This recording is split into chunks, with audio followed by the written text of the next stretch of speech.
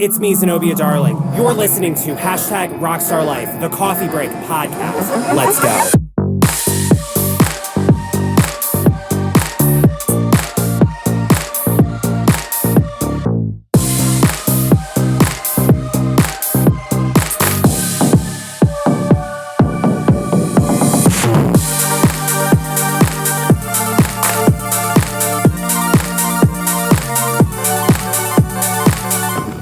Where the hell's my cold brew at? Ooh, and we're live. What's up, Lexi? Hi, how are you? What's up? So I've beamed down. I'm at Gallery 220. I'm actually in my art studio space in the back of Gallery 220. It's a private space. Do not come back here unless we're here. But but I'm here with one of my good friends, another creative in the Have a Great scene, Lexi.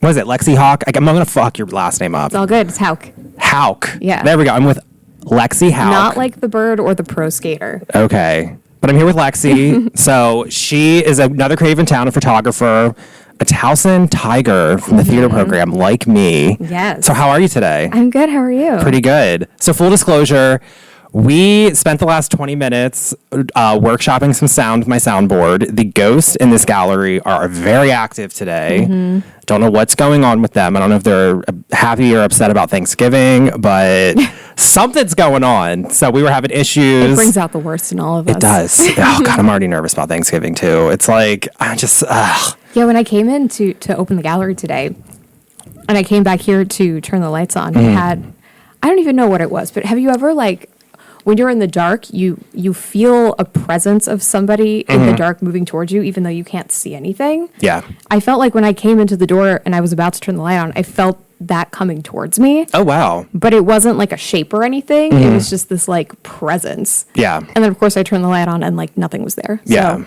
Did it feel feminine, masculine? masculine for sure. Wow. Yeah. That dude's really active. Yeah. So we're still trying to investigate like the ghosts in this building. There are some, but we just know they're not. There's one in here that's not happy that we're trying to figure him out. But he likes to mess with stuff. He does. Like he likes to mess with all sorts of electronics in the gallery and just stuff like that. But I don't know. So you also were with the state. Like that's also how we know each other. Yes. And I know you've been ghost hunting with me. I've gotten your feet wet with ghost hunting and paranormal investigating. So how's that been? It's been great. I mean, it's something I've always been interested in. I mean, I've loved ghosts and ghost stories ever since I was little. Watching the OG ghost hunter shows. Oh, yes. But I had never really used any of the equipment before or known how it works. So it's been pretty cool to learn about that and have some actual experiences with it. Yeah, as because well. you've had some experiences. You definitely We've had together. You've been with me every time Jeremiah has come through the spirit box. Really? Yeah, you were with me when the first dollar came through, and then you were with me a few weeks ago when the second dollar came through, and then Big Nick found the dollar. Yeah. So by the time this comes out, I'm kind of banking a few episodes. By the time this comes out, Pear Ann's episode had been out like 2 weeks ago, and I talked about how the second dollar came through, and then how Big Nick found a dollar, which So they know about dollar. Yeah, they know about dollar. It's in the art film that I made for The Art of Drag that you're actually in, which we'll get to that a little bit. But like, also, how does it feel like now ghost hunting? Because like you're a part of the Haven family. You've been with Linnea. You've met Pear Ann and Noah. You're with me. Kind of all that experience. So you're not just going into a blind. How has that experience been? It's been really amazing to have this community of people to learn from and to experience things with. And it definitely makes it not like scary or frightening. And you really start to learn how to discern things that like you're picking up that are your emotions or feelings or senses versus what is not yours and what's kind of in the space. And just being able to have a reaction and have that be like, okay, explore that reaction for a little bit. Don't just brush it off and say, oh, it's probably nothing. But then also don't say like, oh, this is my intensity happening. Like, oh, I'm angry, but wait a minute. Am I angry or is it just... Yeah. And I'm also... I love there is like a scientific side. Yeah. To it as well, for sure. Yeah. And that process of elimination. Like I always go into ghost hunting, you're trying to disprove the haunting, not prove it's haunting. Because if you go to prove it, I mean, a bump in the wall, that might be the foundation settling, or just like if you live in a condo, the neighbors next door, that's going to be paranormal. But if you go in and trying to disprove it, you really rule out some of the bullshit that's there. But then when you do get captured good evidence, you have the credibility. So, and that's what early ghost hunters, like, are you talking about like Jason and Grant with taps? Yeah, the early 2000s. Yeah, where they were rotor people. Yeah. Yeah. That's a good one. Because then there's because later on, like me and Perry always take down Zach Pickens from Ghost Adventures, but I haven't seen Ghost Adventures. Oh, maybe next time you come on the podcast, I'll have you watch Ghost Adventures. So I made you watch Erin Brockovich, one of my favorite movies of all time. It came out, I believe, in 2001. I don't know. I didn't look that up. It stars Julia Roberts as just like, I don't even know, just a John Waters character of a woman who's fighting a ridiculous Pacific Gas and Electric and electric company that like is polluting the earth. So let's go into that a little bit. So what are your thoughts? So what are your initial thoughts on Erin Brockovich? On the movie or the person? Both. Or both. Well, there's a lot. There's a lot there. I mean, yeah, I loved the movie. There's just something about movies from that time period too, just like amazing storytelling. What I am curious to know, which I didn't get too deep in, is like how much of it is fact and how much of it is embellished for the screen. But the character in the movie, she's fantastic. She's a John Waters character. She's amazing. Because that's why I was like, you're a Baltimore creative. Like, you love John Waters. Baltimore Hun, yeah. So before we get into it, what are you, like I always ask everybody, what is your favorite John Waters movies? Ooh, the original Hairspray, I always love. Yes. I also love, I always call it chiffon, polyester. Oh, yes. Polyester is so fun. That's a good one. That is a good one. I'm pretty sure, I think it was either in one of those two movies, there's an interior shot, that I think was the building next to the church in Reisterstown that my family used to go to. Oh, it wouldn't surprise me. Yeah, it's like the hall, next to the church. But I remember watching it and I was like, is that it? So probably. But that's always fun, pointing out the places. I know, because you recognize it. Like, I was watching Serial Mom, and I'm like, oh, that's Parkville. I know exactly where that's at. Serial Mom's like, I have two different, like, I love, Female Trouble is my favorite early John Waters movie, and then Serial Mom's my favorite later John Waters movie. Like, with, I forget her name, but that's just, is this a cocksucker residence? Also, is Crybaby. Crybaby, that's older. I love Crybaby. Yeah. And what's the one where it's the photographer dude? Oh my God, Pecker. Pecker's a good one. So good. I've never watched that full It takes place yet. in Hamden, and I used to live there. Yeah. So okay. There was a sign for Holy for Holies, for a second that you see, which is still there. Oh my God. Yeah, that was crazy. That movie is so good. I read an article about his movies, and basically was saying that in all of them you have the squares and the freaks, right? Yeah. And then it's kind of about finding ways for the squares and the freaks to come together. And that happens in that movie a lot too, and I love especially with like the art world, and you have like the fancy New York gallery lady coming down, and Christina Ricci's in it, and just it's Christina Ricci. But it's also, I love it when people who are not from Baltimore, and like there's two different sides of Baltimore.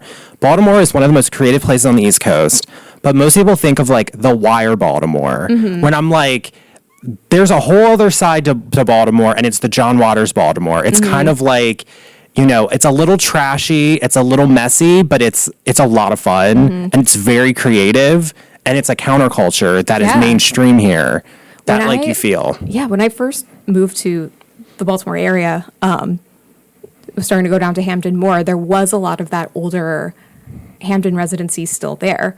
And a lot of the older, like, dive bars. Yeah. And we would, like, all college kids, we'd just be, like, walking past, and they would be glaring at us to be like, this is, like, we've been going to this bar for 40 years. Like, don't come in, don't fuck with us. Yeah. And there was a very stronger mainstream punk scene. Yes. Baltimore's very punk. Yes. It's very punk.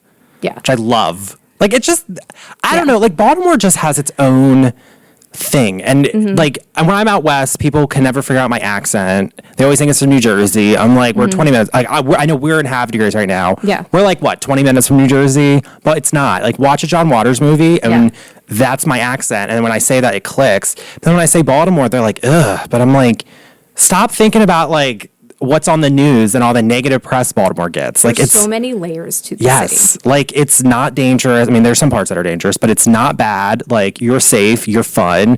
People are rough around the edges, but generally most people are very cool, very nice, very humble, and just kind of like let your freak flag fly. Which I love. Yeah. I absolutely love it. So you're actually we're kind of witnessing this in Have Degrees because you're part of like the new generation of creatives in Have Degrees that are kind of like really like, I mean, we're really doing it. I mean, I can name most people that came on the podcast are a part of it. I'm a part of it. You're a part of it. Yeah. So like, what has that been like? Because going to Pecker, like there is a little bit of that going on.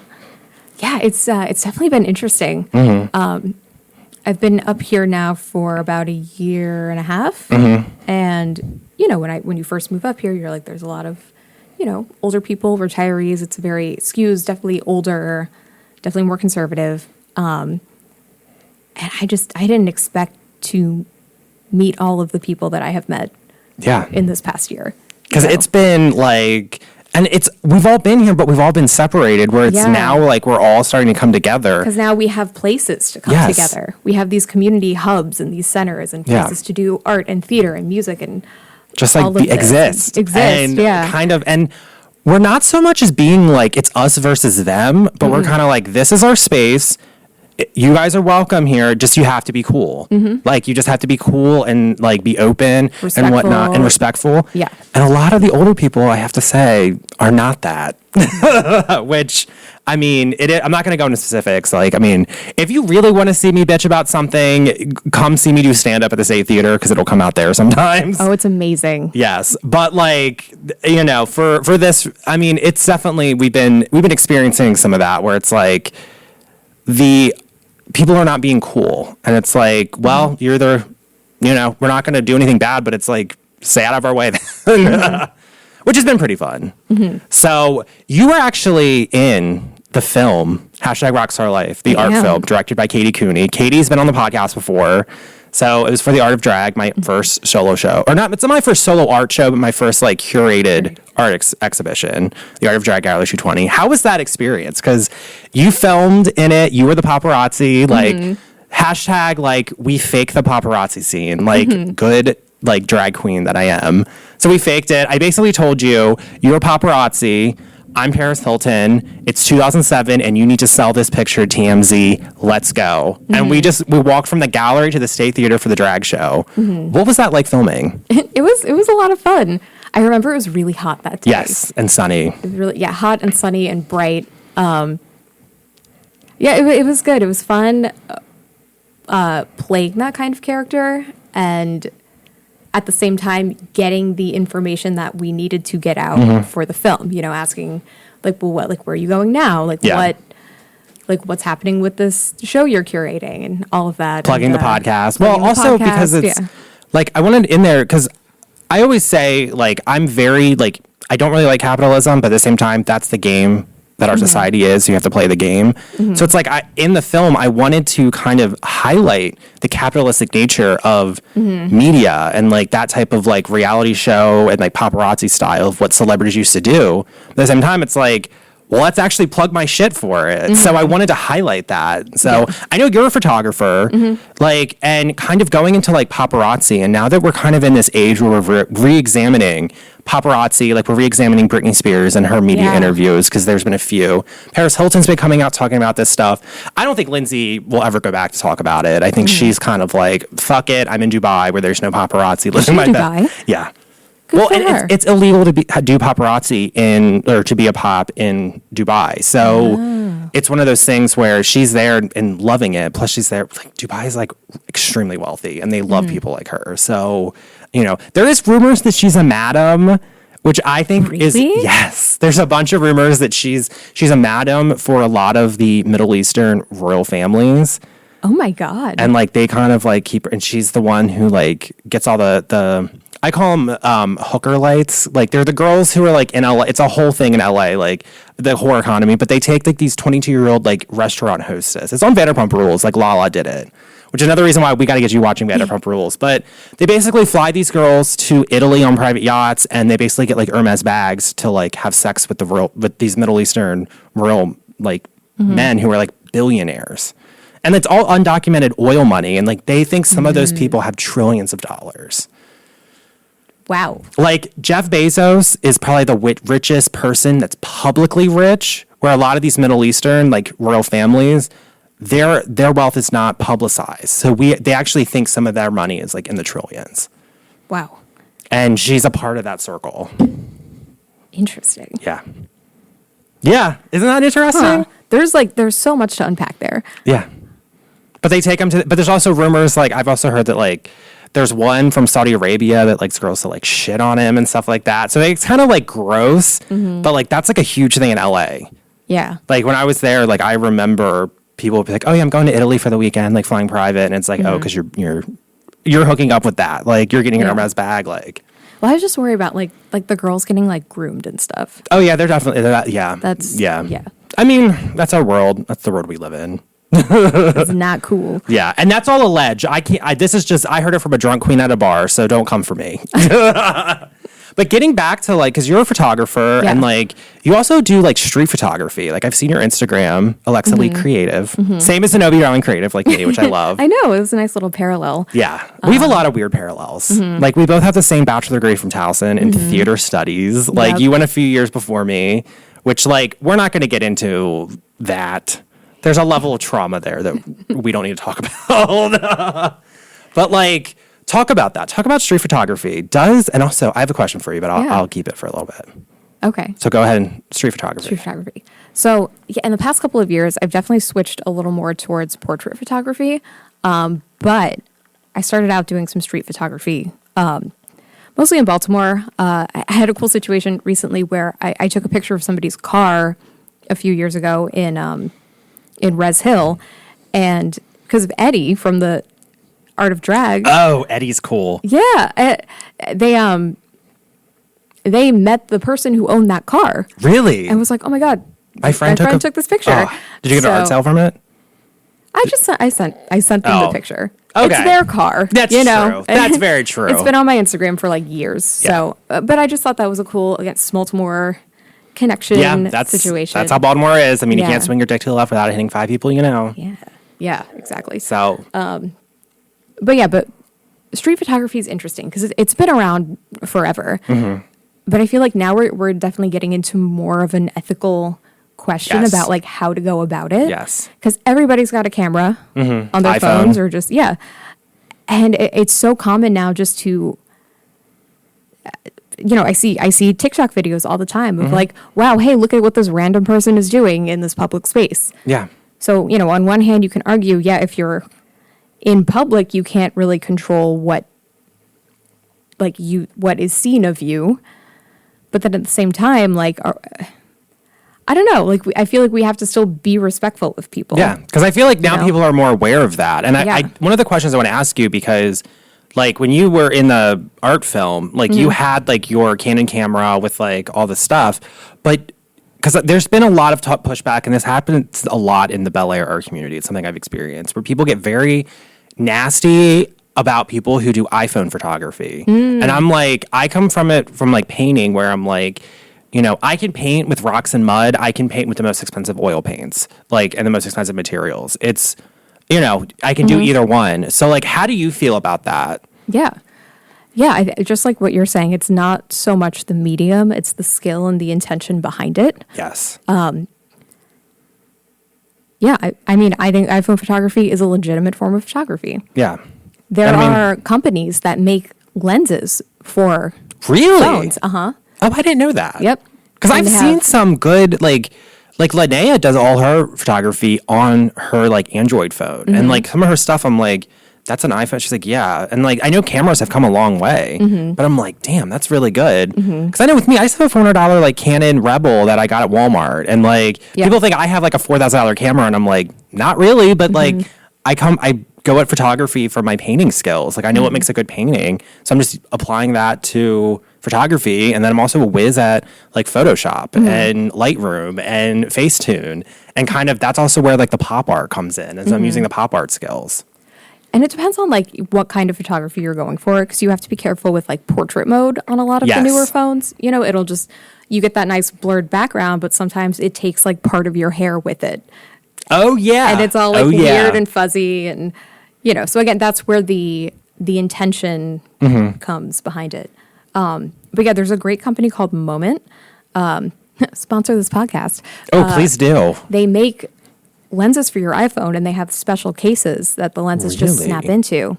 I have a wide angle iPhone lens from there. Because that's the technical thing that people really, that was something I've noticed too, is like people are like, well, I got like this Canon blah, blah, blah with this like lens and this flash and you know, they're spending like upwards of $8,000 for their freaking hobby thing. And I'm like, okay. People love showing off gear. Yeah. And I'm like, okay, people can do that with an iPhone, people can do it with an Android, but now you're actually bringing in, like, they sell the technical equipment, so you can get, like, pretty techie with that, and that is a legitimate, like, form. That's awesome. Yeah.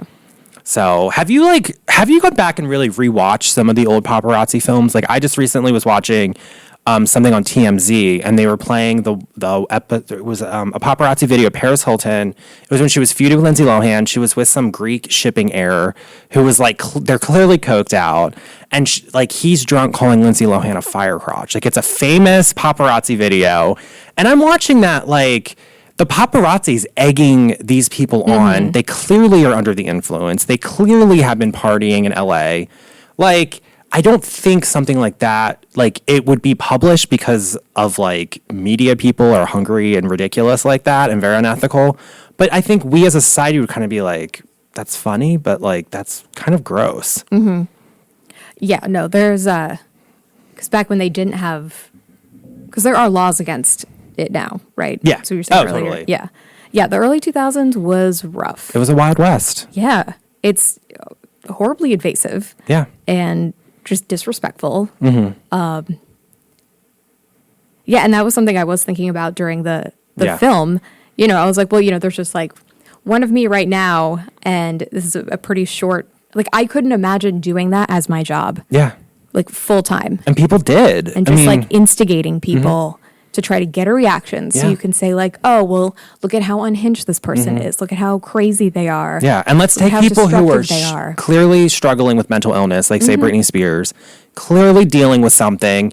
And you're just kind of like, it's like ghost hunting. Like, I guess I was talking to you off mic about ghost hunting at a place recently where I shut down the investigation because it was unethical because the team was antagonizing the ghost there. And it's the same thing in like paparazzi where I'm like, that's still a person. Yes, it might be a famous person, a celebrity. They're still human. They're still a person. Yeah, it dehumanizes them. Yes. And like, and you're starting to deal with people with mental illness and fame. I always say fame is a mirror. It's going to highlight and shine a light on everything. And if you have any type of like mental instability, mental illness, that's going to come out tenfold. And if you're out there like antagonizing someone clearly struggling, clearly dealing with something, and you're going to make them snap just so you can sell a video to Us Weekly or TMZ or something like that. It's kind of like fucked up. Well, I saw recently for the first time pictures of Britney from the early 2000s when her sons were still very little. Yeah. And she's in a McDonald's, and she ran in there to hide from the paparazzi, and they let the paparazzi in and like cornered her, and you can see just like the pain in her eyes and just like how she's just trying to protect her baby. Yes. It's just like, it makes me so angry. Yes. Justice for Britney. Like, I love Britney. So have you been following like the Free Britney movement? Because I've been talking about it since like 2007, 2008. Like, I knew something was off back then. And if you listen to her music, there's always been little hints that something's been off. But I mean, I knew something wasn't right, like in 2016 when I went and actually flew to Vegas and saw her residency. Because I remember I saw it like the first few months it came out, and it was amazing. Saw her a year later, her shift was over. Like, she just, now that I look back at it now, it's like, now that I am a performer and like I've been performing, and I can tell what a performer's experiencing. Yeah. And I think it's because she was being forced to perform. She didn't have a choice. She didn't have a choice. And she didn't have a choice when she was a child. And she's phoning it in because she's like, I'm just exhausted. Yes. And it was interesting because I was like, something's off. Something's very off. This felt weird. I mean, I love train wreck Britney. I mean, going back to like John Waters-ness, I love a train wreck. But like, same time, like, it got dark, and that's when I'm like, this is off. This is really not right. I remember when like she had to get committed to Cedars-Sinai in a psych hold that like Dr. Phil was trying to step in. And that's what, and don't get me started, Dr. Phil. Like my mom fucking loves Dr. Phil. I'm like, go away. You're not like, you're not helping. You're exploiting people. Exactly. All right, ad break. I gotta pay for all this damn coffee I'm drinking and tea I'm spilling. It's me, Zenobia Darling. So, as many of you know, I'm more than just a podcaster, stand-up comic, and drag queen. I'm also a very accomplished painter and photographer, and you can check it all out on ZenobiaDarlingCreative.com. I have an art blog on there sponsored by the Harford County Cultural Arts Board, and just all my paintings, photography, you get podcast stuff. I have an art film that premiered in September that you can buy on there too. So make sure you check it out. It supports me, supports the podcast. All right, so let's get back to the podcast. So did you ever watch any talk shows? Not really. Okay. You never watched Maury, Sally, Jesse, Raphael? I mean, I've seen it, but I didn't like watch it. Yeah. The only one that's really like fake is like Jerry Springer. But, and Steve Wilkos gets some darkness, but. I've heard it was either Jerry Springer or Maury. One of them, I think one of them was like really terrible behind the scenes, and the other one was like actually genuinely. It wouldn't surprise me. A good dude. I could see. I don't remember which one. I could see I could see them both doing it. Right. But I think Maury, because he definitely evolved. He used to be very good, and then towards the end, he got very, like when they started bringing the bouncers on stage, that when I was like, this is not normal. Like, it didn't used to be like that. But also, like, I just read Paris Hilton's book. I got it from the library, which, shout out to the library, most punk rock thing in our society. Love it. I love the library. Yes, I mean, I love it. I get books, like, that, you know, like, I'm not, like, you don't have to pay for the books and you can read them. And it's like, yeah, you got to wait a few months, but, like, Paris Hilton's book was there, and she was talking about, oh, God, I just lost my train of thought. Just completely just escaped my fucking brain. Oh, my God. Did you? Paparazzi. No, Jerry Springer, Maury. Talk shows. Well, I just got Paris Hilton's book. Okay. Oh, my God. Sorry. I don't even know where I'm going with this. Oh, my God. Maybe it wasn't Paris Hilton's book. I don't know. We're going to have to skip it. Blonde moment. I can't get over that. I think there's a spirit in here. Like, because that's weird. It just completely left my brain. I don't even know the point I was going to make. Fuck. Oh, my God. Let it be known, one of the spirits in here hates Paris Hilton and does not want you talking about her. Does not like Paris Hilton. Well, I don't know. Like, I knew what I was going to say. Oh, my God. We're leaving this in, too, because, like, that's such, like, a true moment to me. Like, just, like, 20,000 things going on at once, and my brain's not functioning. She was talking about the troubled teen industry and, like, how she had a horrible experience. Like, her mom and her parents basically, like, had her kidnapped at, like, 16 at, like, 3 in the morning and got sent to a school in Provo, Utah, where... That's a whole thing. Yes, yeah. The whole trouble teen... And, like, I remember always seeing, like, those episodes of talk shows, like Maury, Sal, Jesse, Raphael, where it's like, I steal and do drugs, I want to have a baby, blah, blah, blah, all that shit. And we blame, like, the teenager. Yes, and it's like, looking back on that, I'm like, well, you were propping up a very capitalistic, exploitative... like money-making machine that causes horrible trauma.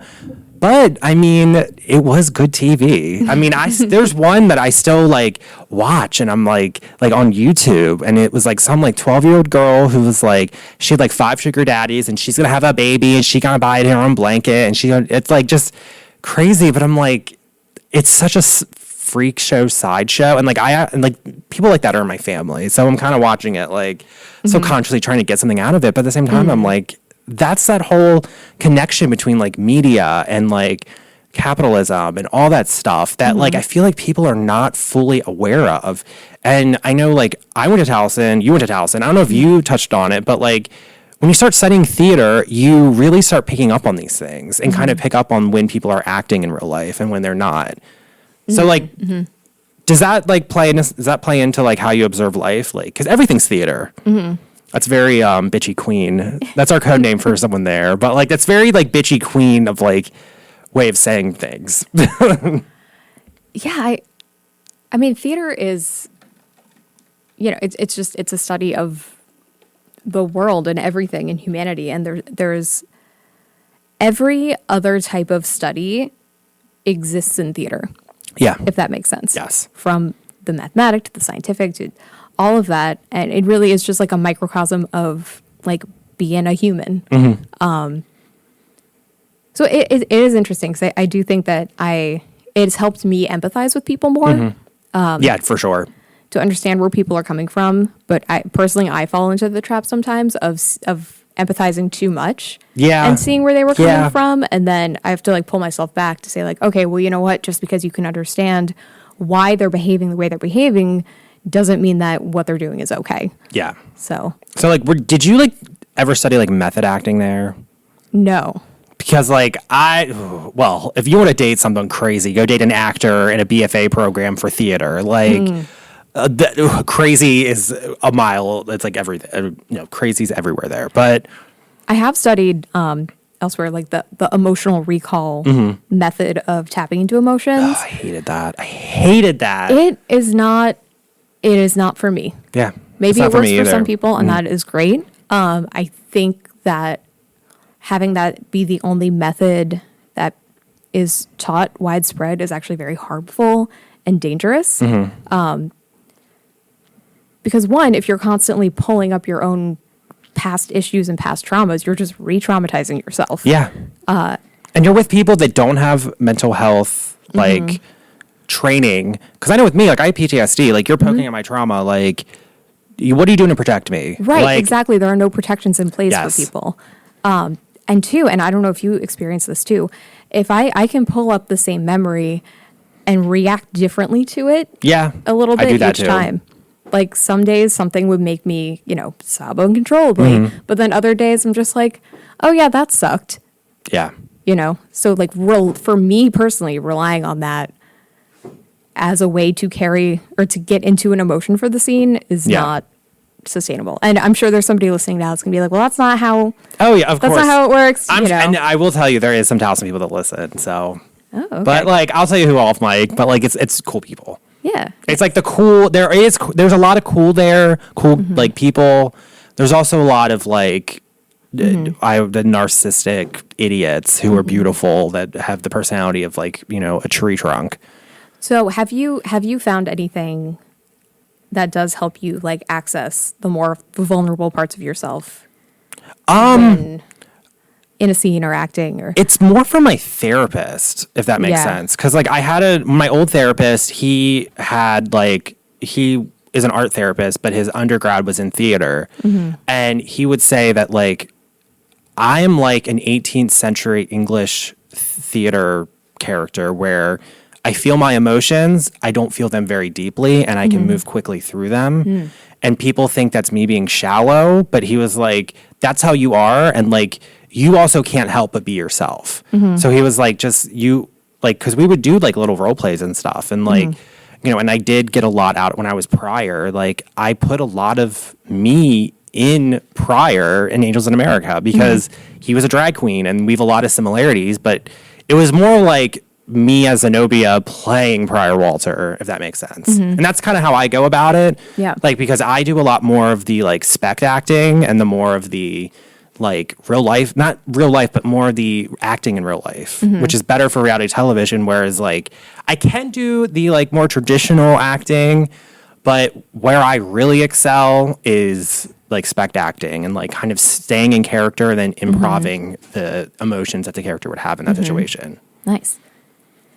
Yeah, for me, I've noticed that any method that is super like mental just gets me in my head and it gets me out of the moment. So anything that I do physically or that grounds me in the current moment, in the current space, that's when I really start being able to like open up and let go and like have that genuine reactive experience that you would have, that like we're having right now, like that you would have with a person in real life, and being grounded into that. It's like obviously, we're on a stage or we're in a theater, and like obviously there is this artifice, but the interactions that are happening are very, very real. Yes. So yes. Yeah, more physical based stuff is where I tend to thrive. I get that. Yeah. Because like you went to conservatory, like so like what are your favorite characters to play? Ooh, so So what are my favorite characters, or what do I tend to play? What do you tend to play? Like, what was your favorite role you ever got? So we did Ophelia. Well, I was Ophelia. We did a scene from Hamlet, a couple scenes from Hamlet, and that was a lot of fun. Yeah. I will say Shakespeare has kind of burned out of me. Hamlet, Julius Caesar, and Romeo and Juliet were shoved down my throat so much, and So that's more of what I tend to play. Are like these ingenue, more innocent characters, and I feel like I will age out of that at some point. I feel like I'm not quite there yet, but I want you to play a villain. It happens to all of us.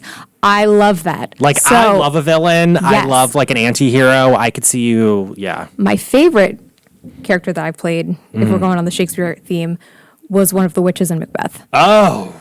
And this was like you would have loved this. It was like a 90s grunge version of Macbeth. Oh, perfect. I'm down.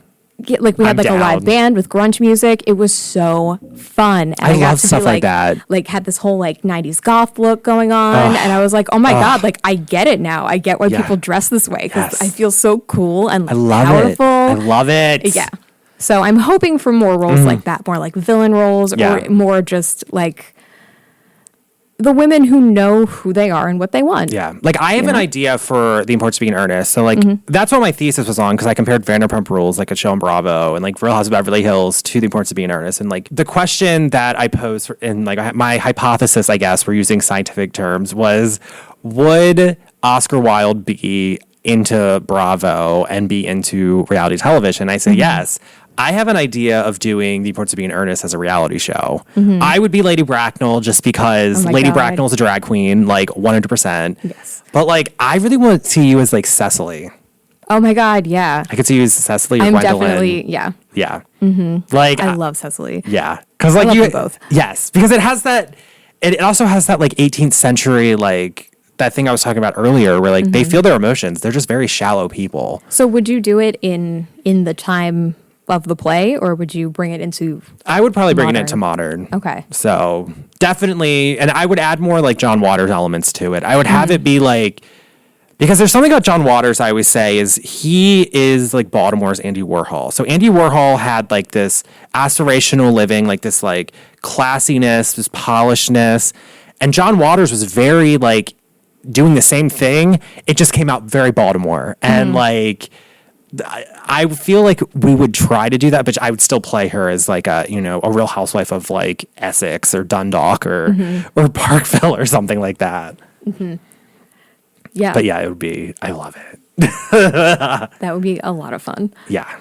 Let's get it. Let's make it happen. I will say though, being dyslexic, I cannot do lines well, but I know what Lady Bracknell is like. And I just, cause like I can just already picture like her voice. I would play her like Countess Luann from Morales in New York City, because she has this low voice and she just loves the elegance and sophistication of the city, and just like that. But yet she like loves dick, loves men, loves all that stuff. But like she still plays this like countess character, and I'm like, that's so Lady Bracknell. Yeah, that element with all of them of like keeping up appearances and trying to hang on to this gilded lifestyle. Yes, that's all a farce, which is the best part. Like there's that scene I remember in one of my early classes, like when we were researching and like talking about the Importance of Being Earnest, where Gwendolyn and Cecily are fighting like at tea time, but yet their like help comes in, like the servants or something, and it's like they buttoned up and they were still fighting, but it was coming out in the dialogue. Yep. And I'm like that. And I remember raising my hand and saying that's very Real Housewives, because they don't do it as much now. But they, because now they're not afraid to break the fourth wall. But back in like early Real Housewives, they didn't break the fourth wall. So they're fighting about like, oh, production said that is telling me you're doing this, so the fight's coming out, and it's like they're fighting about being late. But in reality, they're fighting because like that person was trying to not film with this other person, and they're confronting. So like, how come you're late? And it's like that conflict was coming out in something totally different, and like that's where like the real like theatrical analysis of Real Housewives comes out. Yeah, the subtext. The subtext. Yeah. And that's why I'm like, that's what makes good theater. That's why we still study Shakespeare, because of the Hamlet Shakespeare, or because just Hamlet is still studied. Like, I mean, Freud, he has a big thing in psychology, but he has more of a thing in theater because he like studied Shakespeare and then ancient Greek theater because they've got the whole Oedipus complex. So that's actually something I don't have on my outline, but like, what did you think of ancient Greek theater? I love ancient Greek theater. I do too. Yeah. What's your favorite, like, I love Oedipus. I love it so much. I just love all of it. Yeah. Yeah, I honestly, I'm like, oh my God, I love it. But I'm like, I don't know as much as I should know, but just learning more about ancient Greek mythology has been really interesting. Yes. Icarus is. Yes. I love Icarus. Yeah. I could do all the thing. I could do something with Icarus too. What's the one? It's connected to Oedipus. I'm like shaming myself so much right now because I should be remembering these things. It's also like we had so much stuff shoved down our throats in that program that it's like. It starts with an A. What is it? She had to bury her brother. Oh, God. It's not Alf. No. Athena. Not Athena. No. That's what I was thinking too. No, not Athena. Oh, my God. They're going to take her degrees away. Oh, God. Oh, God. Well, I mean, I also can tell you all about Indian theater. I love Indian theater. I love ancient Chinese and Japanese theater. But like, oh God. Antigone. That's it. Antigone. Antigone, yeah. I love how many people said Antigone, and I'm like, it's Antigone. It's Antigone. Anyway, that's a good one. We'll be returning our degrees this evening. Yeah, sorry. We're not tigers anymore. We failed. Were you in any productions at Towson, or? I was in a student-directed production. Okay. I was always dramaturg. I didn't want to do like... Yeah, I did some dramaturgy as well. Trilogy as well. I did just like a little bit. It was sort of like a choose-your-own-adventure at that time.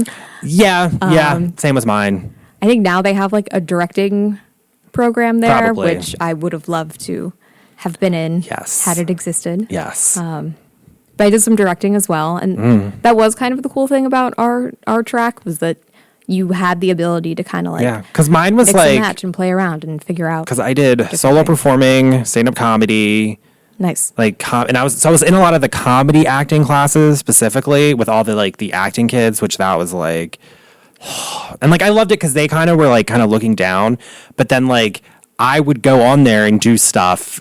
And, like, they were all, like, in shock. And it's like, oh, yeah, because I can act, like, blah. You know, it's shit like that. But then I also did, the costume design. And, like, I would be in the costume shop because that was, like, my favorite place. Because, like, I love sewing. I love costuming. That's all drag, so. Oh, I meant to bring my watercolor renderings from that class. That would have been so good I have mine. Because we had the watercolor show up. And I'm like, these watercolors in the show are, like, amazing. And I just kept thinking back. I'm like... costume design and just like how horrible watercolor I am and like how I'm like, can I just do this in acrylic just paint? Learning, and I do 2 layers and be like, no, you gotta do more. And I kept using the Chinese white, and I remember they're like, you can't do that, and I'm like, well, I did. Add white. I did, you know. So, so getting back to Erin Brockovich. Would you want to play Erin Brockovich? Ooh, yes. I would. 100%. I love this. Her lines. Like I wrote down some of my favorite scenes because she is such a John Waters character, and I love it when these characters like they start popping up in big budget movies, like in the movie. So the movie came out 2000. I think it's 2001. Julia Roberts stars in it. I think we might have already touched on that, but it's about this woman. She has 3 kids. She's just recently divorced, has like no fucking money, broke as shit. She is not afraid to cuss. She's not afraid to dress slutty. She's not afraid to be ridiculous.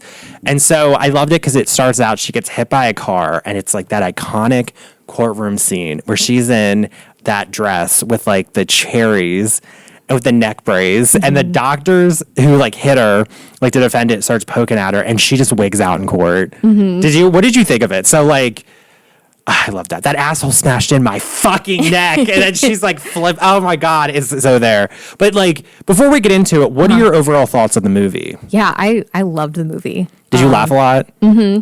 It's really funny. It's really funny. It's sad. Despite being like about, such like a tragic, thing that is like still happening.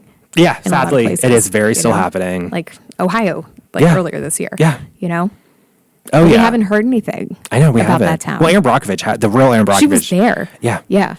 And like she's also been to like Flint. There was another one in Louisiana she was at. So like she's still out doing it. I mean, she's still using her media clout to bring awareness to some of these issues. Yeah.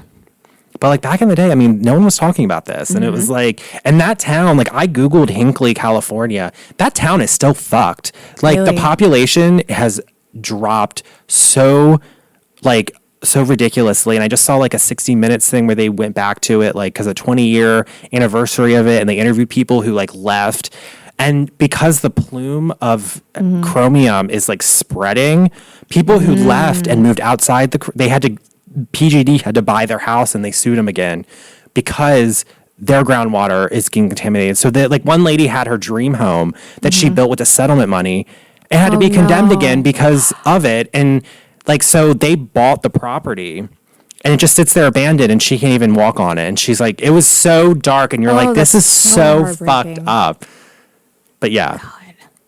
And they interview Erin, and she's like, "Oh yeah, I used to get dead frogs right here," and I'm like, "Oh my gosh!" I know that scene where she's like climbing into the and like running she from the wasn't guys. afraid like, to get dirty, no. and that's was like what made that's so amazing with her. The opening monologue she has is so good in the very beginning when she's at that job interview and it doesn't work out because she didn't have any like work experience. But she's like, you show me something once, I understand it immediately. She's like, I know how to do this. Like, I can do this. Like, I take care of my sick kids and I understand how, like, this medical stuff works. And, like, just basically, like, she's like, I don't know a lot of things right now. But I can learn in them. industries. Yeah, but I can learn that. Yeah, based on her. Because she's a freaking smart lady. Yes. Well, I know, like, later on, like, there's a scene where, like, so it's kind of an interesting crossover with the Real Housewives of Beverly Hills, which we'll get into. But like later on, when the character of Kurt Potter, the bigger lawyer, like Ed goes to him, and like you get that like one lawyer lady, and they're fighting because she's like, "That's all you got, lady? 2 wrong feet and fucking ugly shoes," which is classic. Like she was saying, like, in real life, she's dyslexic. And so she's learned that like Erin is. Okay. So the way she gets past it is she memorizes stuff. She doesn't have to write it down. And like, as crazy as that was, she knew all the plaintiff's phone numbers. Yes. And like, when her smarts were shown, like people don't believe it. And like, I really identify with that because I'm dyslexic. People have always said I was stupid. I was lazy. And in reality, it's like, actually I have an above average IQ. Like, that's been proven. I just learn differently. And Erin is the same way. And she's also a little rough around the edges. Yeah. And she's not afraid to call people out, which I love. She'll never start with calling people out, but like she will not hesitate to finish. Like she won't start it, but she'll finish it. And she's good at being shady, like a fucking drag queen. Like I loved it, the scene where they're dealing with the 3 lawyers and she's like, they look at the fucking Secret Service. And like they were trying to get them to settle for like some low amount of money.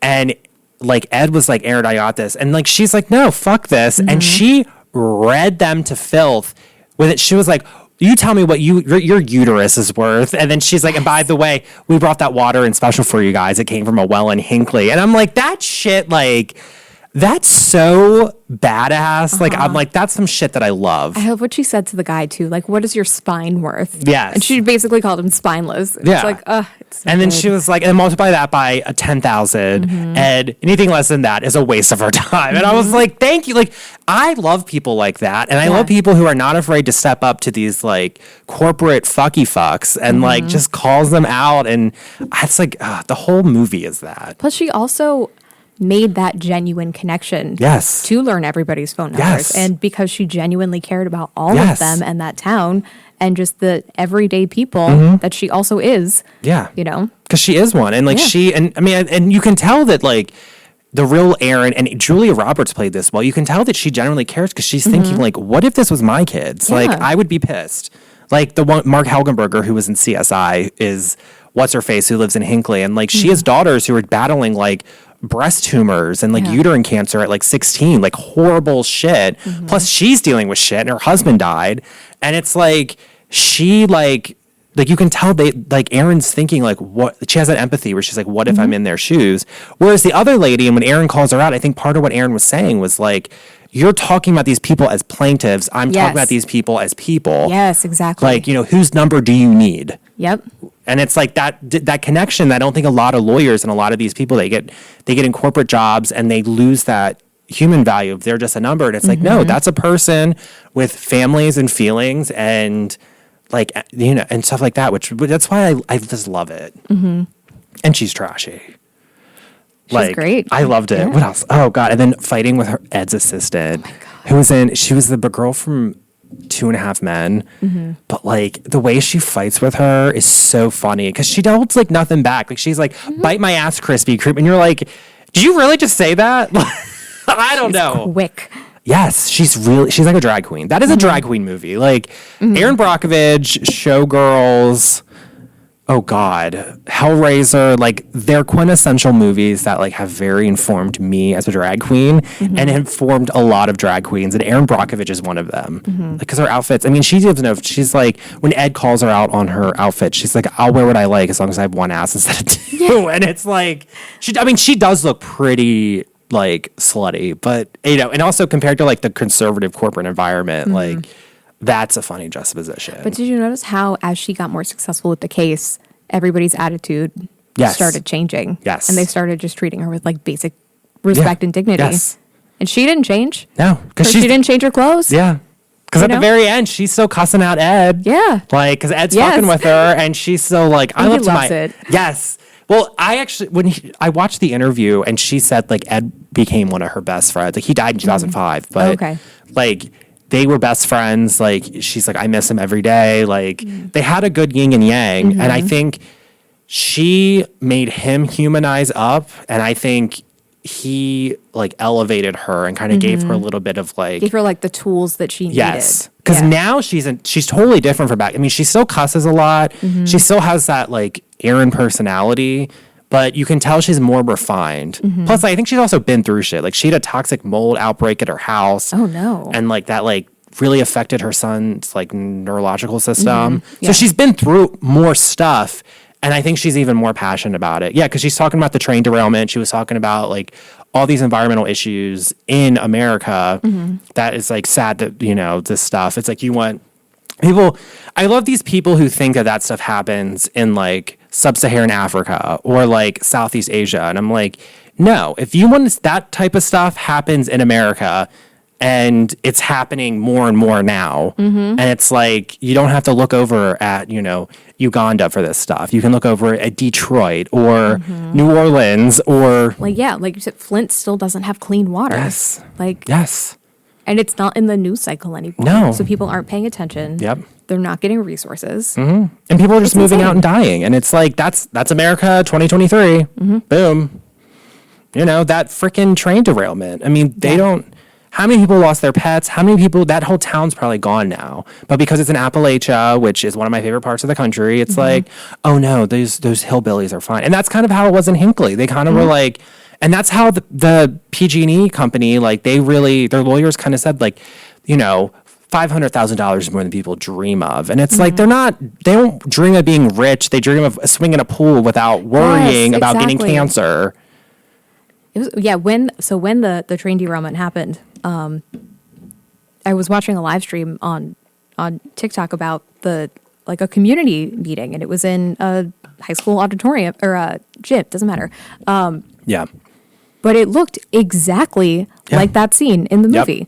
And all the comments were like, oh my God, this is like Erin Brockovich. Someone's like, she's there. And I remember when that happened, like, I am a big railroad photographer. You can go on my website. Like, I have like my whole railroad photography is, I think it's the Railroad Art Show like collection, and then I actually have my train paintings. But a lot of my photography, there's a Norfolk Southern rail line that runs through Port Deposit, Perryville, and Havre-de-Grace. And there's a 6S line. I remember people were saying on the This Is Havre-de-Grace Facebook page, which is like just a dumpster fire that all my comedy comes from. I remember people were saying like, that would never happen. And I'm like, actually... Norfolk Southern, the same train company that did the derailment in Ohio, they run through, they're close, they run right through town. Like, you go to the 7-Eleven, that train track up there that goes across this Amtrak, Norfolk Southern runs trains there about 6 to 7 times a week. So I'm like, this shit could happen really easily anywhere. And it's like, so, oh yeah, I love that. I love calling, because people said I was being ridiculous. And I'm like, I'm actually not. Like, let me point you in the right direction. Yep. So I sent you an article about, because there's a Real Housewives crossover. So what did you think of that? Like, what is your history with Real Housewives, with like Bravo, reality television? Not a whole lot. Okay. I know I'm getting you more into it. A little bit, yeah. I think for a while I confused Real Housewives with Desperate Housewives, which is like a completely different. Oh yeah, well that's a scripted docusoap, right? Or that's a scripted soap opera primetime. Whereas, Real Housewives, that's kind of where they started. Like they wanted to do like a reality version of Desperate Housewives. Okay. Because Desperate Housewives was on ABC. I remember my grandmother and mom watched it. Yeah. But it was about like people in a cul-de-sac. Bravo in 2007, they wanted to do like a reality version of Desperate Housewives. So they did Real Housewives of Orange County. So that's where it comes from. So, which you're not wrong with. They're yeah. Yeah. So is it just like them hanging out? No, it's their lives. Like it's kind of, so they follow them for like 6 months. So you kind of follow their lives, about what they're doing, their social events, how they're fighting, conflict, and then resolution. It's gay sports in that way, I always say. But Beverly Hills came out a little bit later, and that's the one like that takes place in Beverly Hills. So you have a lot of like, you have wealth on it. So, but it's basically the docusoap that focuses on aspirational living. Gotcha. Kind of like The Importance of Being an Artist. Yeah. So you kind of watch it with those lens. You kind of, that's like, yeah. So, but there is a Real Housewife, Erica Girardi. Let me just go off on Erica Girardi. I fucking hate this bitch. Like, cannot stand her, never standed her. She's given the least, but because she basically like copied a bunch of her gay makeup people and drag queens, people love her. She's never given anything on the damn show. She has hair and makeup team. She's made Beverly Hills more fakely polished, and she gives us nothing. But she's married to Tom Girardi, who's this really famous lawyer in LA, who Kirk Potter was Tom Girardi. So they changed it in the movie, because I don't think Tom Girardi would sign off on it. Like he wouldn't. But that's who Kirk Potter is in real life, was Tom Girardi. So he's the one that helped settle this thing, which I find just such a fascinating like crossover. Yeah. So and I gave you the article. Did you read it, or did you? Yeah. So he's been caught embezzling. Yes. Yeah. Oh, and there's a whole it was a whole thing, and it's been Erica's like whole thing for the last like 3 years on Real Housewives of Beverly Hills, is like the aftermath of Tom Girardi and getting caught like that. So how's that affected her? Well, she's just basically hunkering down and turning into Cruella DeVille and being just a nasty bitch. Because I did a little like basic research on her, and I know that she's like done some like she like had a singing career. Yeah.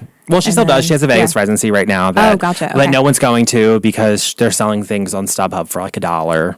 Wow. Yeah. Okay. I mean, Erica Girardi, like, I liked her at first. Like, I knew her before she was on Real Housewives, because she was like gay famous. So she, basically, she was a stripper in New Jersey, and wanted to be like on Broadway, but she just wasn't. But she was stripping, and she moved to Beverly Hills, or she moved to LA, and then she started cocktail waitressing in Beverly Hills and met Tom Girardi, who's like 40 years older than her. So it's a typical, like, we were talking a little bit about like the hooker light industry of LA. She's definitely a part of that, and got with Tom, and basically was with him, and they kind of lived separate lives on the show. Like, he kind of was always this like playful it was very much like, did you ever watch The Girls Next Door with like Hugh Hefner and Playboy? I've seen like clips from it. And his like girlfriend. It was very similar to like, it was that type of dynamic where he was like this like fun grandpa, and she's this like young hot blonde. But he was basically paying for her to have this music career. And it's basically like this gay pop music that's like, you know, It's Expensive to Be Me, like music where you kind of go back and listen, you're like, after everything that happened, it's almost like she's rubbing in the faces of stuff. But basically, Tom Girardi for the past 20 years has been embezzling money from his clients' settlements, and then using that to fund his lifestyle and to fund Erica's lifestyle. And it finally, the deck of cards, or the house of cards, finally collapsed, and she found out about it and then like divorced him. So you're kind of seeing her, but also like there were so many things, because there was like the Lion airplane crash in Asia that like it was a 737 Boeing 737. There was several plane crashes. There was one in Africa, there was one in Asia, but there was a faulty part on that plane that got recalled, and like it went up, and then it like crashed, killing everybody. So like the orphans and widows of that got awarded a settlement that Tom Girardi helped broker. Well, he embezzled all the money from them. Jesus. So he stole from orphans and widows. Wow. Yeah, and then this is another Erin Brockovich like callback. So there was this was actually on ABC News like 2020. They did a special on it when the whole thing happened. There was a guy who lived in like it was the San Francisco Bay Area, so somewhere out there, and he had a gas line that ran under his house that exploded while him and his girlfriend were home. Killed his girlfriend. He had third-degree burns covering like 90% of his body. He in horrible pain, suffering, like recovered. He lost mobility, like, covered in burn scars. He got something like 40 million. He only saw like 30K of it. And Tom embezzled it and basically like, oh yeah, and they played voice messages. Like Tom is so disgusting. But this is also fun, something that I like to talk about a lot with this stuff, is it highlights the corruption in the judicial system, because he was good friends with all the judges, the people on the ethics board. So basically they're like, oh, Tom Girardi isn't doing this stuff. And, and then also interesting because Gavin Newsom, the California governor, was on actually Watch What Happens Live saying that Tom Girardi is one of his biggest donors and that he loves Erica. This was like a year before everything happened. So when all this stuff happens, I'm kind of like, well, this is interesting. But Erica on the show is definitely, she's leaning into, because other housewives are like, he stole from orphans and widows, and she's like, what about me? I'm a victim in this as well. And she's being all like tight-lipped and being like a psycho. Yeah. Because it sounds like she could be taking the fame and the platform that she has now and making something out of it, but because what she wants to do with the singing career is not going well, she's just like, I'm just gonna... And the gays are starting to turn on her, too. Hang on to what I have. Yeah. But, like, the gays are turning on her because there's a drag queen podcast, The Last of Them That Are Fucking, Will and Belli. I love those two. But Willem just basically came out and was like, Erica's not a nice person. No one has ever had good interactions with her. And I actually know people that have met her, and they say she's cold, nasty. Yeah. She's very entitled. She doesn't, like, one of those people, like, don't look at me in the face. Like, don't make eye contact with me. And I hate people like that. Yeah. But she's not that. I mean, her music is basic. Like, and it's all about, it's expensive to be me. And it's like, it's expensive to be you because your husband steals from people. This is when you need. So first of all, don't marry people that steal from widows and orphans. But second, it's okay to have a hobby. Yes, it is. Like, if your lifestyle is funded, I don't know, have a hobby. Go paint or go do something for the world. And if she really I wish she would do raw her music. Like, the music she makes is hyper pop EDM. And she knows she's trying to go after gay people, and so she pays all these gays to be around her to and then she basically copies gay culture and appropriates it, and no one wants to talk about this stuff, and it pisses me off because I'm like, you're saying shit that drag queens say, and you're acting and dressing like a drag queen. You're not a fucking drag queen. And it's shit like that pisses me off. But then also on this new season of Beverly Hills, she's saying how she wants to go to therapy, and she flat out tells the therapist, how do I have empathy? Do I need to care about the other person? And I'm sitting there wait a minute. She basically just admitted that she's a sociopath that lacks empathy. And because it's Bravo, they just kind of showed it. And then, aspirational stuff, her getting out of a G-Wagon, fighting with someone else. And then, but I'm like, she literally just admitted that she doesn't have empathy. So, okay. So that's so, there's so many things that you could say about that. And I know this word is thrown around so much these days, but people who are narcissists do not feel empathy. Oh, she's a classic narcissist. And I wonder, how much, too, if that is just at the core of who she is. But I feel living that lifestyle additionally encourages that behavior. Yes. As well. And I think there are a lot of people who start out as not perfect, but empathetic, decent people, and by just being in that lifestyle, it encourages that vapid, narcissistic. And I mean, being on Real Housewives, I mean, she's basically getting paid to be the more villainous she got, the better the ratings are. So it's kind of rewarding that behavior, which then fuels everything. And then and I think people are really starting to turn on her. And it's even last season, it was like, what about me? Like, she's fighting because the other housewives are like, because she was bitching because she wouldn't give back like $2 million diamond earrings that Tom gave her, that they've proven in court was given to her directly from a settlement that he embezzled from.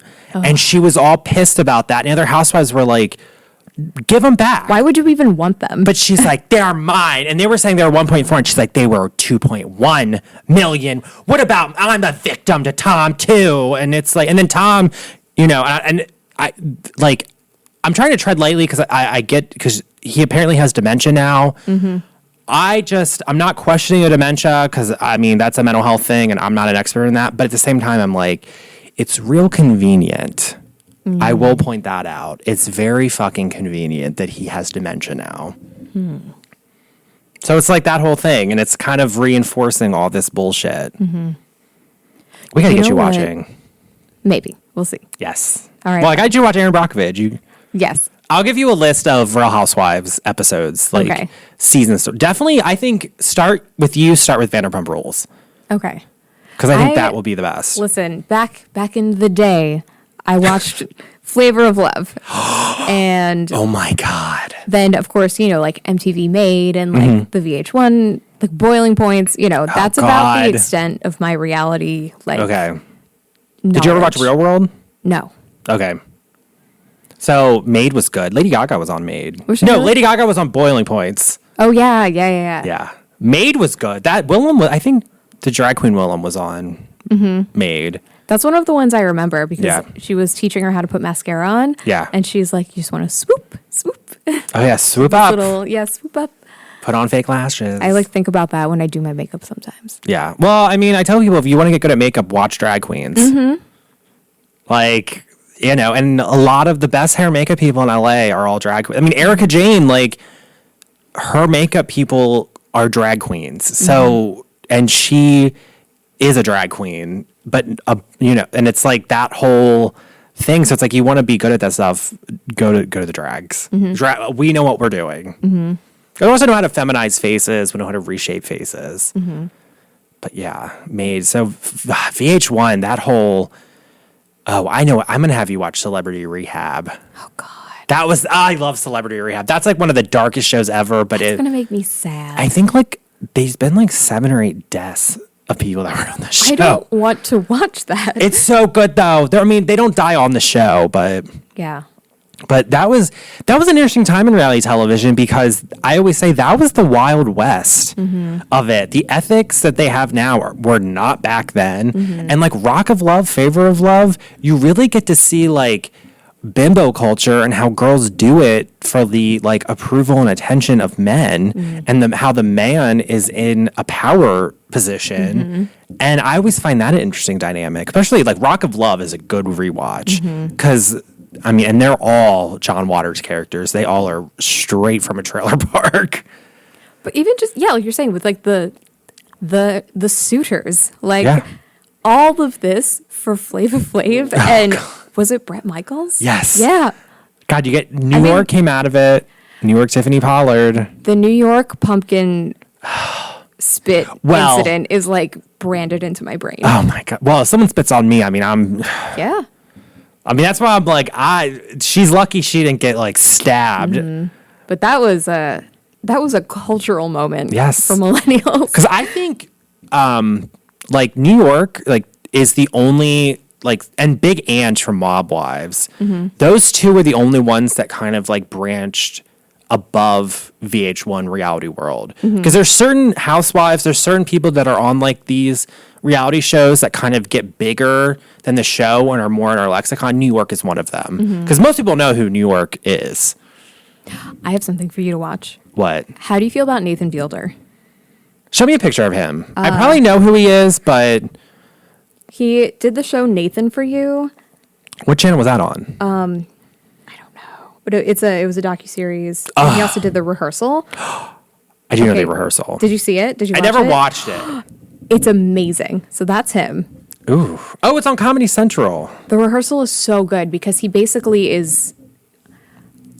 God, how do I even start this? It delves into like documentary, like kind of a reality series, Like thing. the mockumentary. But there's so many layers of like, and then you have these moments where you're like, is he a sociopath? Because of just like what he is putting people through. Yeah. And so it starts out as one thing and then it develops into a completely different show. But in like the first episode, he's like rehearsing how to have like social interactions, right? Which like fair, valid, like I can relate to that. But to do that, he wants to go to this bar.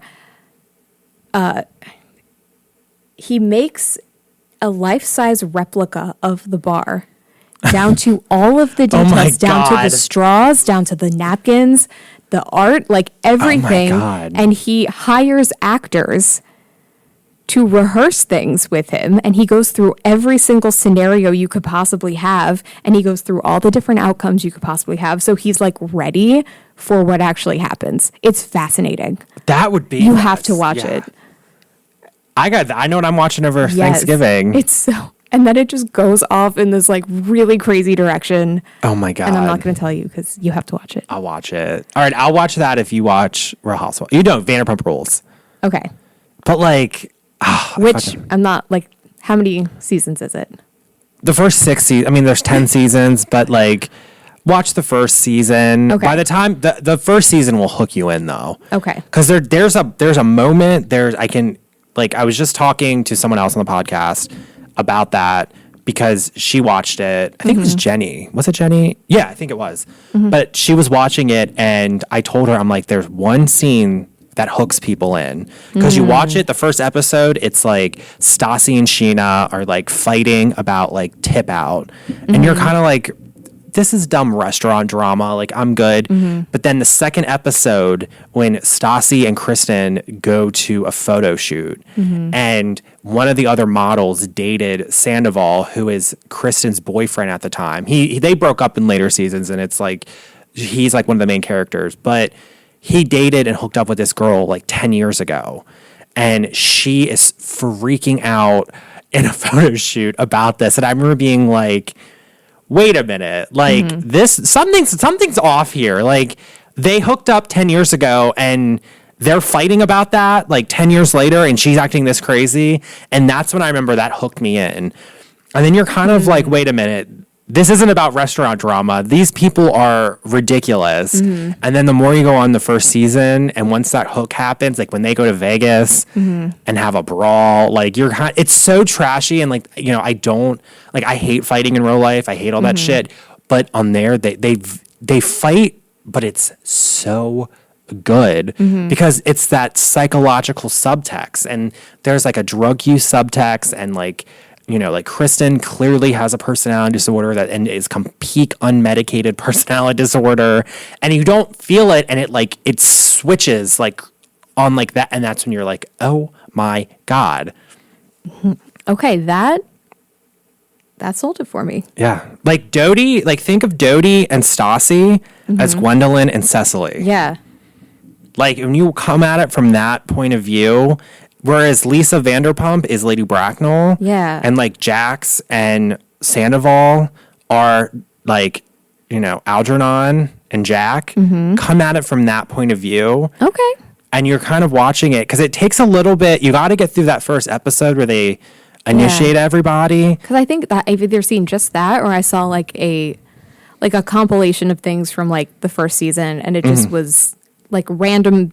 It was like, yeah, but they also touch on like, so on the first season, Jax and Stassi break up, and that's a whole thing. But then Jax goes on to date another server who is a graduate from Juilliard, and she's a recovering meth addict, and she's like a typical like actor, like crazy as fuck. And it's like you see all that come, and it's like I just really know like going like just from like our college experience in theater, you're gonna be like, I know who these fucking people are. Like, this is crazy. But it's like, But when we were in college, like we were in our early 20s, like, we were these people are like in their late 30s/40s. Like Jax in the first season is 35. Wow. So it's like, you're kind of you're going to love it. It's Arrested Development. Really? Did you ever watch Arrested Development? Yes, I love Arrested Development. Arrested Development. That's like my favorite. What are like your favorite like sitcoms like that? Like Arrested Development. I love Arrested Development. Schitt's Creek. Oh yeah, Schitt's Creek is good. Schitt's Creek is great. I feel like I've said this about Happy Grace before. It's like equal parts Schitt's Creek and Gilmore Girls. Yes. It's like the best and worst of both. Yeah, what other shows are like Arrested Development? I feel like that is that's talking about importance of being earnest. I feel like that's with all the wordplay and the double meanings of everything. Like, we have to get the C word out of here. I'll leave when I'm good and ready. Yes. It's so like that show, like, I don't, like, every time you watch it, you pick up on more stuff because it's so saturated. And the background gags, there's so much. Yes. And did you ever watch Veep? No. Veep it's similar to, I mean, it is, like, I always say it's the same theatric as Vanderpump Rules because on Vanderpump Rules, they're all enemies on the pursuit to aspirational living. So they all do, and this is like the real, and I love it because you're a theater person, so I can do like the high theater talk with you. So Vanderpump Rules works because it is a Aristotle theater theory that he actually wrote about in ancient Greece. Going back to ancient Greece, he wrote about it saying that when two enemies do monstrous deeds to each other, it reads as comedy and not tragedy. So that theatric is at play in The Importance of Being Earnest. That's the main theatric, like reality show theatric in Vanderpump Rules, because they're all enemies on the pursuit of aspirational living. Same thing as in The Importance of Being Earnest.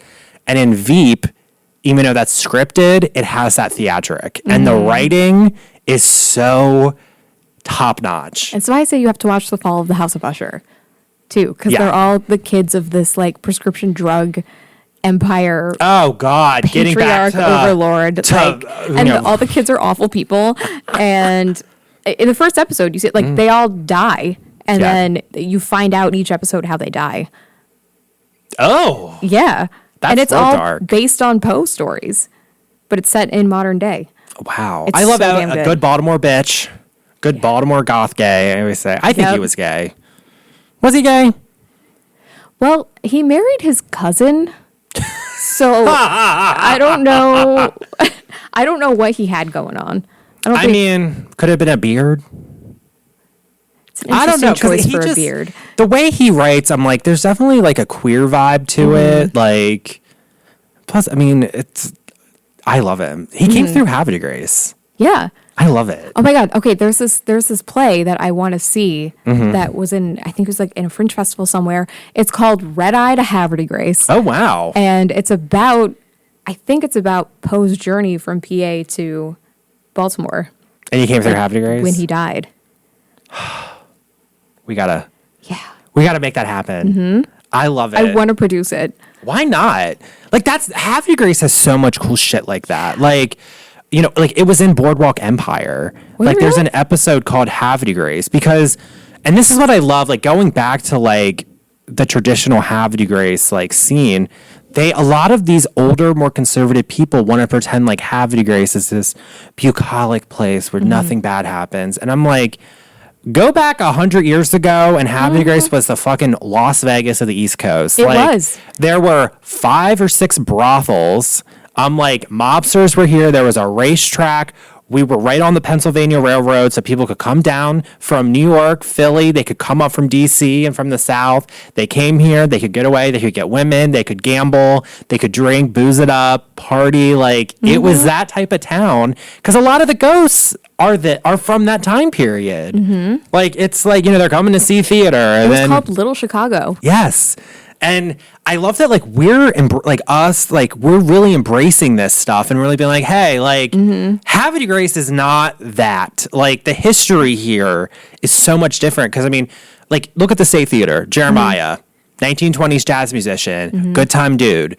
You know, he was a part of that. Like, a lot of the ghosts, like, some of the restaurants here, some of the hauntings in there, they're gangsters, they're prostitutes, they're they're good time people that would have been around that time that are fun, which I fucking love. Bring in the party. Yes. So wrapping up, let's talk about some ghosts in Havre de Grace, because I know that you used to do ghost tours here, and I know that you know many of the mythology, the paranormal mythology of this little town. So let's hear some. What's your favorite ghost in Havre de Grace besides Jeremiah? Besides Jeremiah, the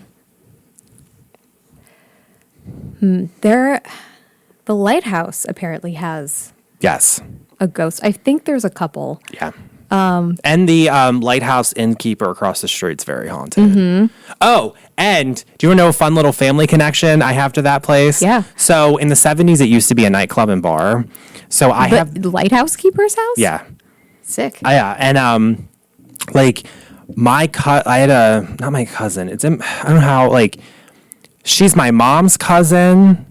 But, and my whole family is from Havre de Grace. Like, they've been here for like 100 years. So she was kind of wild, and she snuck out at like 16 and went to that club. And my great aunt called my grandfather to all go down when they realized she was there. Went down, she flipped out and like hid under a car. Oh. And it was a whole scene, which I find, it's every time I cross it, I'm like, I can only imagine. Because my grandfather would tell me that story, and I was like, that woman now is dead, but it's like, so I could talk about it, but it's like, yeah, my family has stuff like that here, which I find hilarious. But they're definitely, Para Ann she's gone there with her spirit box at like 3 p.m.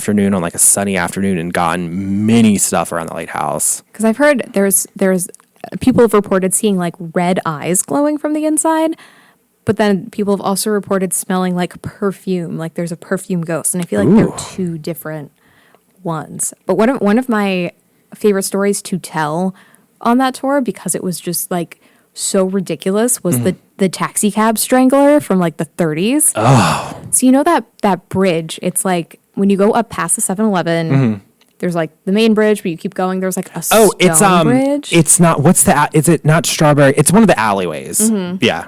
Yeah. And it makes it sound like the taxi cab driver was the murderer, but he was the murdered one. So this guy like hires a cab, and he's like done like some like petty crimes in the area, and then he's like, you know what? Crimes. I'm gonna kill or not kill. He's like, I'm gonna steal from this cabbie. So he like tells him to park in that tunnel, and then he gets out, and he's like, all right. He like pulls the gun out. He's like, I'm gonna steal from you. Takes the money. And then the story is like something dark came over him in that tunnel. So instead of just stealing from him, he like kills him and like throws him in the bushes. And then this guy goes, you think you'd be like done for the day, but he's like, oh no, like I'm hungry. So he goes on a spree. Right, he like grabs a friend. They go to Perryville and like in the cab and like get dinner. Then they rob the diner. Take that cab, drive it all the way down to Baltimore, where they spend the night, and then they ditch that cab, and then they get another cab and come back up, and then they do it again. So they tell the next cabbie to park in the tunnel again, and then they tried to like, oh, that's right, because it was like he strangled him in a way that he would just pass out and not die. Yeah. But then he like in the first one, he's like, oh, you know what, I am going to kill him actually. But this time it didn't work. Oh my God. And the second cab driver like came to, and he was able to like call for help, and then the cops came, and they eventually like went to jail and stuff. But lock up and Jessup. Yeah. Oh man, we got to take our spirit box into that. I know exactly where that tunnel is too. Yeah, it's creepy. It's always been creepy, and I remember there was a mattress in there one time, and some dude was like sleeping in it. Like this was like 10 years ago, but like, yeah, that whole area, like just Havre de Grace has so many cool ghosts, like ghost stories, mythology, like, I mean, the State Theater, like, I mean, we're even where we're at right now, like, there's ghosts in here. I mean, most of these buildings are old. They have many histories. They've had many histories that are, like, undocumented. Like, I mean, they were, like, because my dad said in the 70s, like, no one came to downtown Havre de Grace. It was kind of like, it was where people came to, like, do, like, he likes to say do dope and shit. But I'm like, that's where people came to, like, You know, because like, I mean, think about the history of the building we're in now. There's a time period between the 70s and 80s where no one owned it and people lived in here.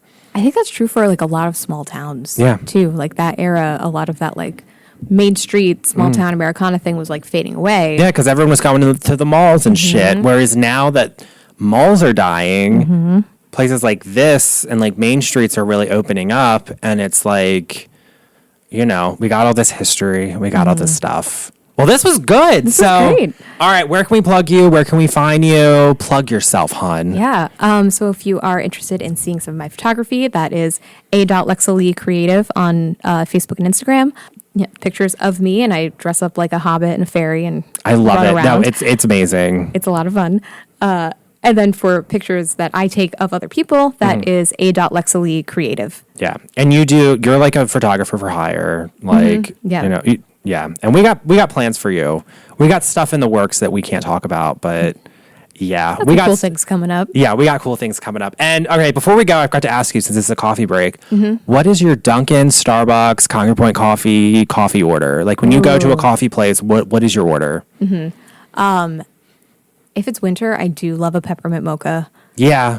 I'm pretty basic in that regard, but just like oat milk latte. Okay. You know. I was like, I had a chai today. Oh, I love chai. Like, yeah. They had like a pumpkin chai. Oh, they did. last Well, I month. saw that So like good. Concord Point had a snickerdoodle chai that I got yesterday when me and Katie walked over there, and I was like, "Ooh." Yeah. But all good. All right, I got to go back to my UFO. So, Okay. Peace out. Follow me. All that fun stuff. Thanks for being here. Thanks for having me. Yeah. Peace out.